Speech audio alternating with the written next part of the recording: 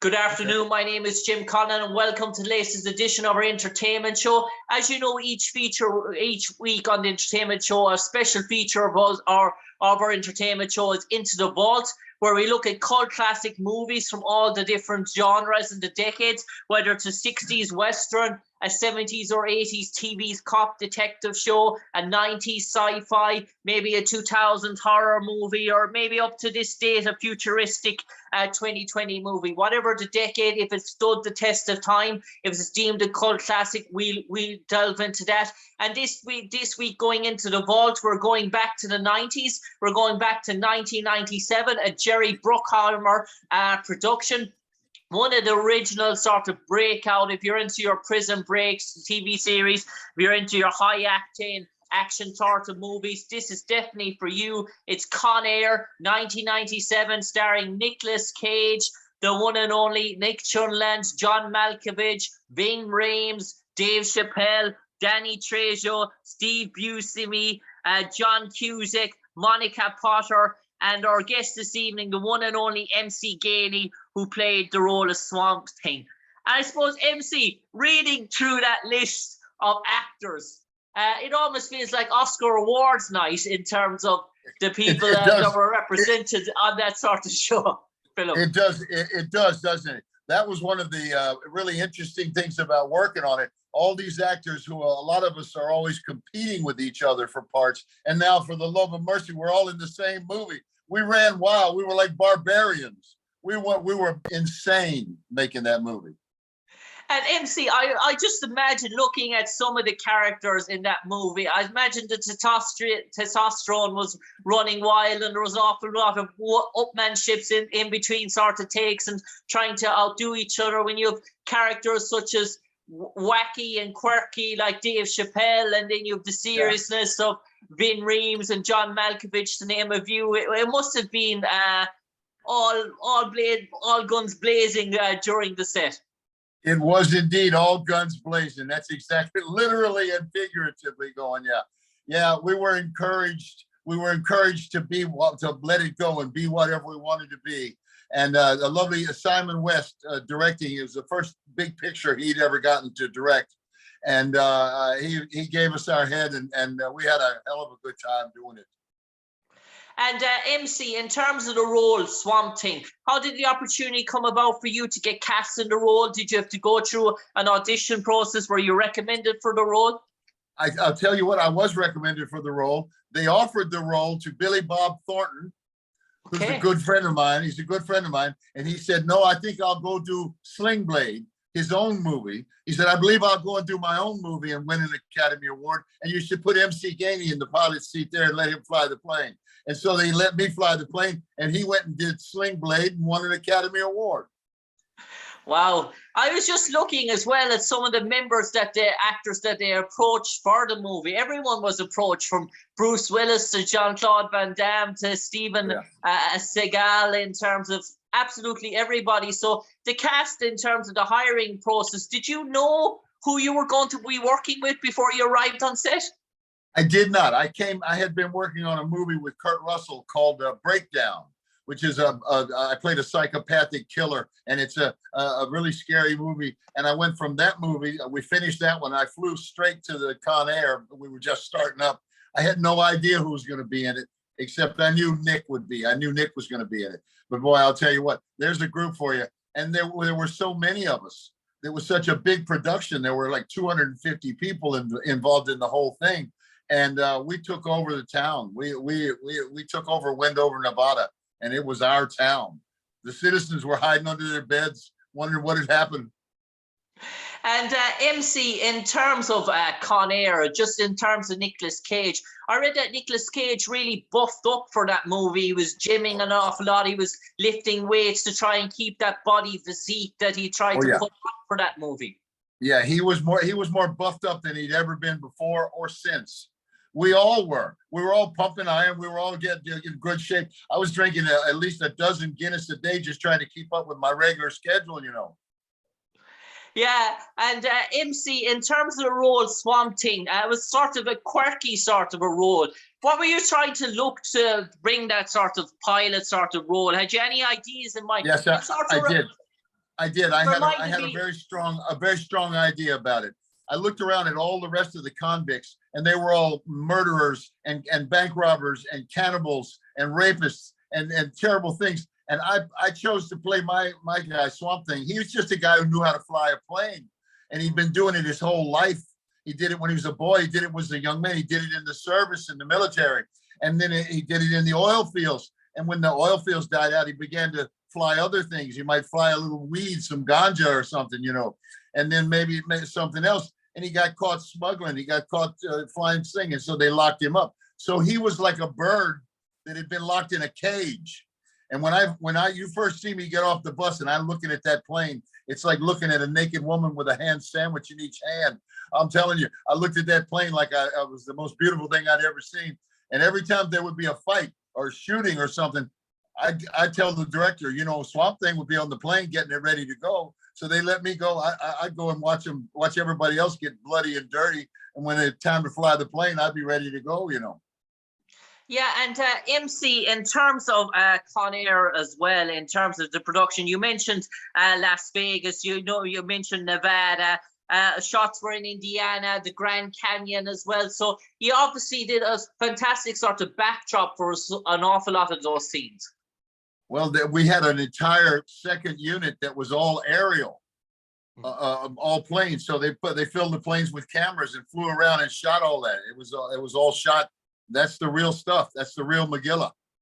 And MC, I was just looking as well and doing the research into Con Air as well. And some of the cast and crew, there was some sort of tragedies associated with the film as well. A crew member sort of died, but also in the previous years, one of the planes that was used in the movie as well sort of crashed as well in sort of 2000 as well, 2010, I do believe. So there's a bit of sort of eeriness about the movie. Dare I say, not Gotham, not The Dark Knight, but some sort of attached to the movie as well.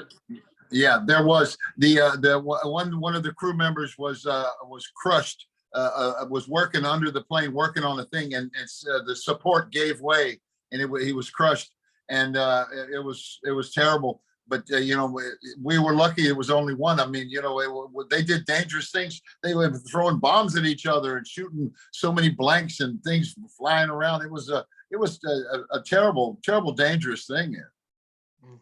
And MC, in terms of some of the characters, obviously you mentioned your own character. He's quirky, and I said one of the characters that started to intrigue me was Steve Buscemi's character in terms of what he did in terms of the movie. You look at all the Macho Mans, he sort of took it in a different sort of eerie, sort of creepy sort of film. Was it hard for Steve to get into that role with all the testosterone pumping and all that sort of? Because he had a very different character to the rest of you.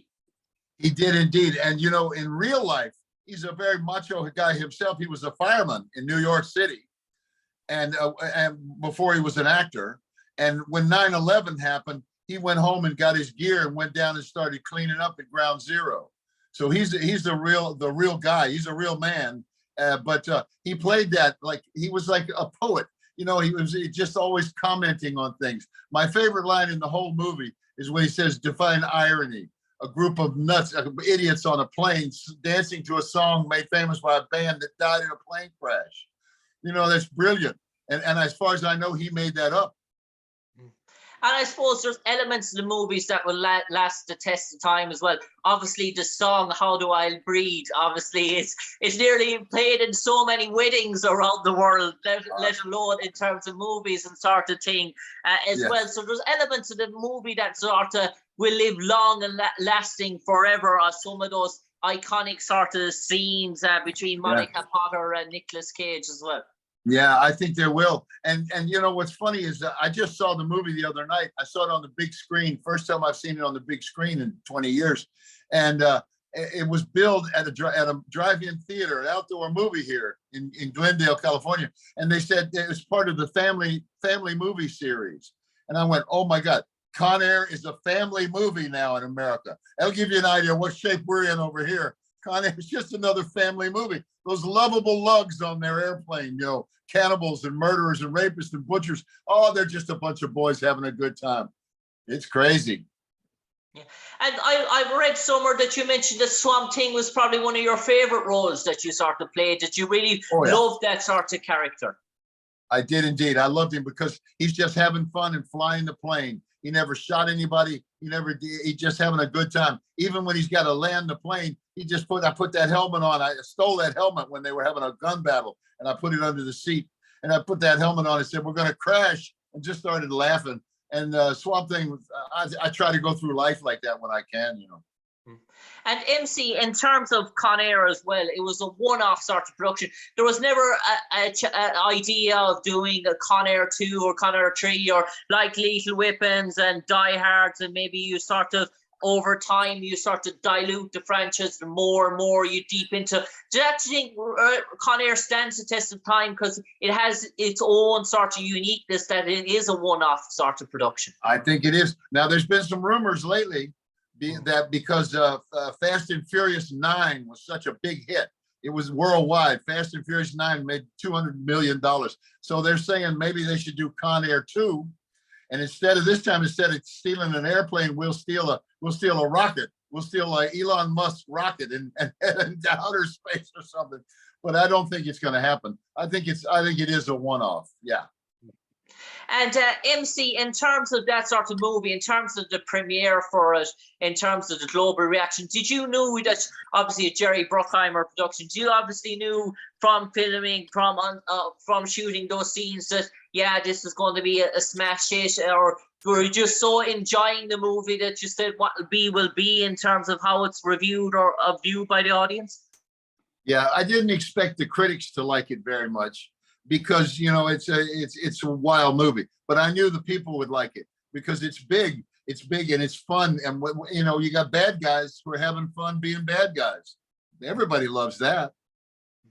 And MC, in terms of working with Dave Chappelle, obviously he's a comedic sort of genius as well. I imagine, did you have much interaction with him off set? And obviously, was he that brought the humor to the group? As I heard, he improvised nearly most of his lines in the movie. Oh yeah, no, he improvised, I think, 95% of them, and they wanted him to be funny. They said, please, say whatever you want to say. And we had a good time, because we go out there and we bang around all day long, and then we go to the bar at night and do our serious work at night at the strip clubs and having a good time. So there was a lot of carrying on, and he's funny. He wasn't as big a star then as he is now. He was still Dave Chappelle. Now he's just Chappelle. He doesn't need a first name anymore, just Chappelle. Yeah, and MC, in terms of that movie after its production, did it open up many doors for you after? Obviously, you're a big star at that time as well. So did it, obviously, after Con Air, were your demands in sort of ticking fast after it? Not so much. I never have thought of myself as a star. I'm more like a character guy, and before that movie, I could go, if I went to the store, somebody'd see me and they'd say, you look familiar. Did you put the roof on my father's garage or something like that? And I'd say, no, I'm an actor. But after Con Air, it was like, I saw you flying the plane. And so it changed everything. It made things better. And after that, I played a lot of convicts after that, but I tried to make everything, I tried to lighten up everything because he was such a light character. He's fun guy, And MC, I do believe that there's some Irish blood in you from the big county actually of Mayo. It's a big county here in Ireland, and I do believe you have the green and red running through you, and obviously Mayo's. And there it is right there, darling. There it is right there. Yeah, my grandmother came from Colm in County Mayo, and every time I've ever been over there, I love to get out in the west and just swing through Galway. And I always tell the people, I tell my friends that when they're going over on a tour, I tell them, if you just go into a bar and you order one drink, maybe they won't talk to you. But if you order that second drink, they'll all start talking to you. But what I didn't tell them is then they'll expect you to buy them a drink too. So, that's a lovely thing. The greatest thrill I ever had. I don't know if you've ever heard of Bernie Murphy from County Cork, from Cork City. He's one of my heroes. I met him back in, I think, 91 or 92. In Cork City. He was so what they now call a kind of a homeless guy, who got elected to the city council in Cork City and shook up the whole political world. And if you don't know of him, you should look up Bernie Murphy when you get a chance, because he's gone now, God bless his soul. But he was a wonderful character, and it was the thrill of my life to actually meet an Irish legend. Okay. Bernie Murphy. And MC Gainey, if I could ask you to describe your character Swamp Thing, if they put Con Air in an encyclopedia sort of such, and they left to describe Swamp Thing, and they left 2 blank sentences, maybe not an epitaph, maybe a synopsis, a sort of such, and the talent agent came to MC Gainey and said, MC Gainey, we want you to write those 2 lines to describe Swamp Thing. What would you like those 2 lines to read? They would read, he was a fun-loving lad who only flew. It's all he ever cared about was flying planes. And when they locked him in a cage and turned him loose, he went for a flight. He went for a flight. And MC, lastly, before I go, in terms of being on set, in terms of Con Air, is there any unique sort of story, funnable moment, laughable sort of memory that's unique to you, maybe offset when shooting with the rest of the lads, that still brings a laugh to this day, which people don't know about, or something that's unique to you that you might enlighten us, that we might hear about for the very first time in relation to your time in Con Air? Entirely, you might. When we left all our shots in the desert and flew back to Los Angeles, they put us on a private plane, all of us, about 60 of us, 70 of us, and we landed at the airport, and we all got off the plane. And when we walked in, the police and the authorities in the airport, they didn't know what it was. At first they thought we were a rock and roll band, and then they thought we really had stolen the plane. You know, they didn't recognize the stars. They just saw all these dirty guys, sunburned and wild, and old tattoos all over them. And we shook up Los Angeles International Airport that day. Wow. On that note, MC Gainey, an absolute pleasure talking to you on the airways this evening, reliving your Irish roots in Con, County Mayo. Obviously, it's going to get a shout out to all our listeners here this evening, the town of Con in County Mayo. MC, thanks for reliving your role of Swamp Thing. Thank you for letting me talk to you. And the next time I'm over, I'll look you up.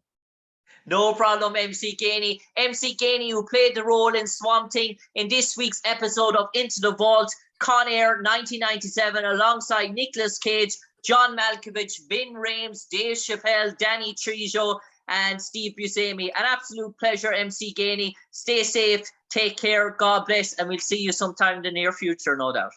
Slanta. Slanja.